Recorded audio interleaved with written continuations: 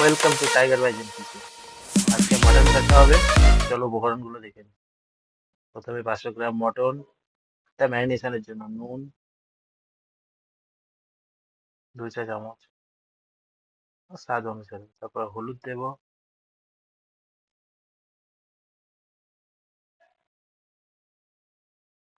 Normal গুঁড়ো লঙ্কা, কাশ্মীরি লঙ্কা চাইলে add করতে পারো, এবং অল্প একটু গরম মশলা পরে রান্নার শেষে আবার দেবো, ওর জন্য অল্প দেবো, এবং অল্প একটু জিরের গুঁড়ো, যেহেতু গোটা জিরে পেস্ট করবো আদা রসুন শুকনো লঙ্কার সাথে। 4টে শুকনো লঙ্কা দিয়েছি, কাটা পেঁয়াজ টমেটো এগুলো দিয়ে দিলাম।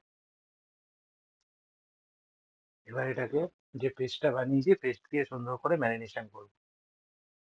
কেউ যদি হাতে করতে পারো ভালো, একটু কাঁচা তেল দিয়ে দেবো, আদারওয়াইজ চামচ দিয়ে করতে হবে, কারণ যেহেতু লঙ্কা বাটা থাকে তো হাত ঝালা করতে পারে।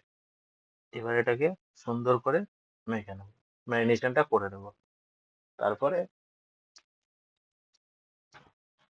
এবারে আলুটা ফ্রাই করে নিই মাটারে, যেটুকু মটন আলু কষার দেওয়ার। জন্য।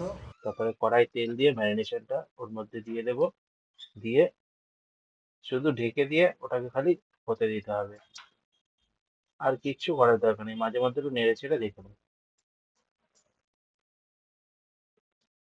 ভাজা আলুটাও দিয়ে দিলাম কষার জন্য, অটোমেটিক কষতে থাকবে। শুধু লাস্টে নামানোর আগে একটু নুন চেক করে একটু গরম মশলা দিয়ে নামানো। খুব ইজি প্রসেস, এরকম কোনো ব্যাপার না, কিছু টাফ ব্যাপার নেই।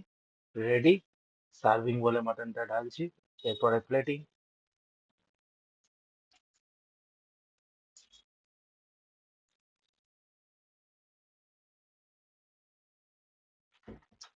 Mutton ready,